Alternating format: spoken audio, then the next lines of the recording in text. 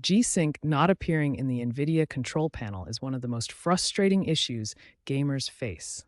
This problem has become more common with recent hardware and software updates. There are three primary reasons why G-Sync options disappear from the Nvidia Control Panel in 2025.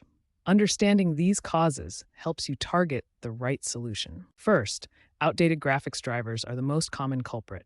Newer monitors using DisplayPort 2.1 require Nvidia driver version 560.72 or later to properly detect G-Sync capabilities. Second, multi-monitor setups with different refresh rates can confuse the driver. When you have monitors running at different speeds, the Nvidia Control Panel may hide G-Sync options to prevent conflicts. Third, Windows HDR settings can interfere with G-Sync detection. When HDR is enabled, it sometimes masks the G-Sync options in the control panel, even though the technology may still be working.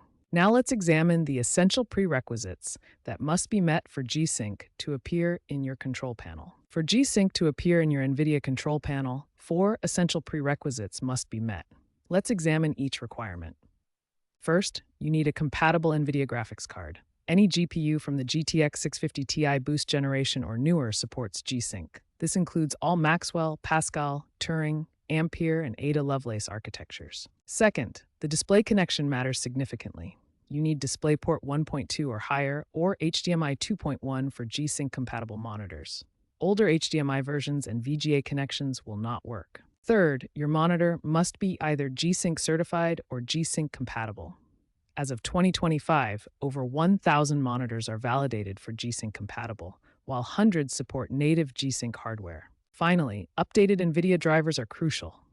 The 560.x series drivers released in 2025 include improved G-Sync detection and better compatibility with newer monitor firmware. When any of these prerequisites are missing or incorrectly configured, G-Sync options will not appear in the NVIDIA control panel, leaving you unable to enable this important gaming technology. To diagnose G-Sync visibility issues, follow this systematic approach. Start by checking your drivers, then verify your display connection, and finally confirm your monitor compatibility. This methodical approach helps you identify exactly where the problem lies, whether it's a software issue with drivers, a hardware connection problem, or monitor compatibility concerns. The first and most important step is updating your NVIDIA drivers to the latest 560.x series. We'll perform a clean installation using Display Driver Uninstaller, or DDU, to ensure no conflicting files remain. Step 2 focuses on your physical connections. G-Sync requires high-quality cables and proper port selection. Use a certified DisplayPort 1.4 cable connected directly to your graphics card's primary display port. Avoid HDMI when possible, but if you must use HDMI, ensure it's version 2.1. Step 3 requires accessing your monitor's on-screen display menu. You must enable G-Sync or FreeSync in your monitor's settings before it will appear in the NVIDIA control panel. Look for options labeled Variable Refresh Rate, Adaptive Sync, or G-Sync in your monitor's display settings. Step 4 involves checking Windows services.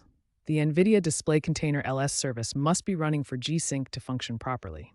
Open services.msc, locate this service, and restart it if it's not running or appears to have issues. For persistent issues, try these advanced solutions.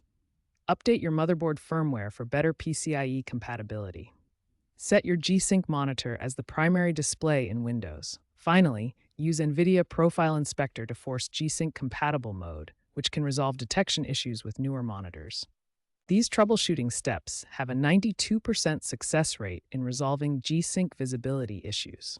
Most problems are solved by updating drivers and checking connections, but the advanced methods handle more complex compatibility issues. Your G-Sync should now appear in the NVIDIA control panel.